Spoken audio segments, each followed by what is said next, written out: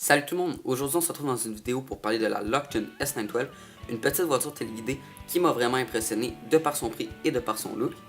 Donc c'est une voiture téléguidée en bas de 100$, donc c'est vraiment un bon rapport qualité-prix. Elle est 2 roues motrices, elle peut aller dans l'eau, c'est-à-dire qu'elle est waterproof, elle est semi-waterproof. Donc il y a plusieurs coloris, moi je l'ai pris en rouge, mais vous pouvez la prendre en jaune, en vert et d'autres couleurs. Je trouve que rouge ça fait plus style rapide.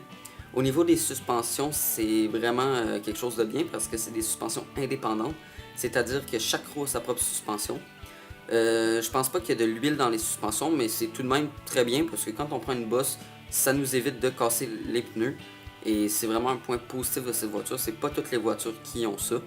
Donc voilà. Au niveau de la coque, c'est une coque en plastique très rigide.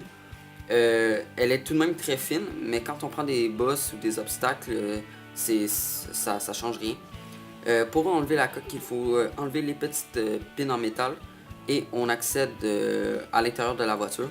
Même sans la coque, je trouve qu'elle a vraiment un beau look. Pour accéder à la batterie, en fait, il faut enlever les petites encoches ici. En fait, on tourne les petites encoches comme ça. Il y en a 4.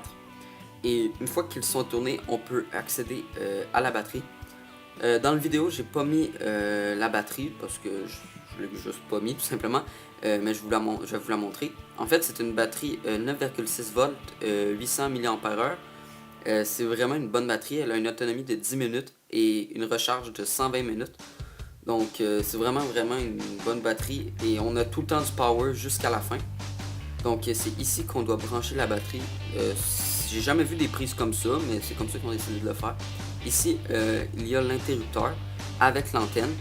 Je sais pas pourquoi ils l'ont mis à l'intérieur, mais c'est pas vraiment dérangeant, je trouve.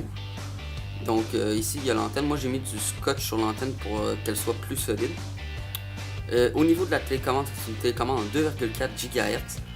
Il y a des trims sur la télécommande, ici. En fait, les trims permettent de, si votre voiture dévie vers la droite ou vers la gauche, de la changer de direction. Donc c'est ça, quand t'es pas appairé, ça clignote. Les gâchettes sont vraiment très confortables. On n'a pas de problème pour piloter la voiture. Au niveau du chargeur, c'est un chargeur en fait en USB. Quand la voiture n'est pas chargée, ça va être vert. Et quand la voiture quand la voiture n'est pas chargée, ça va être rouge. Et quand la voiture est chargée, ça va être vert. Au niveau des pneus, il n'y a pas de foam à l'intérieur, je pense, mais c'est quand même bien, ça adhère quand même bien. Pas sur la neige, j'ai testé, ça marche pas, mais sur l'asphalte, c'est vraiment très bien. Donc c'est vraiment une bonne voiture, je vous la conseille vivement.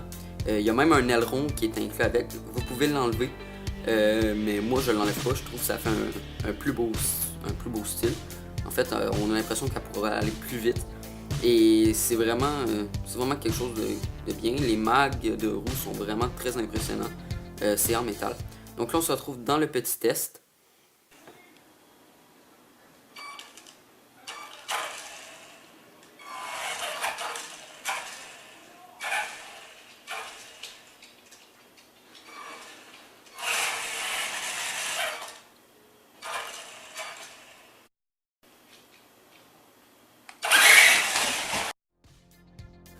Au niveau du ralenti, en fait, j'ai voulu faire un ralenti pour vraiment vous montrer la puissance du véhicule.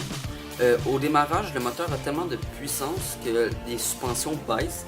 J'ai fait un petit zoom pour qu'on voie vraiment les suspensions.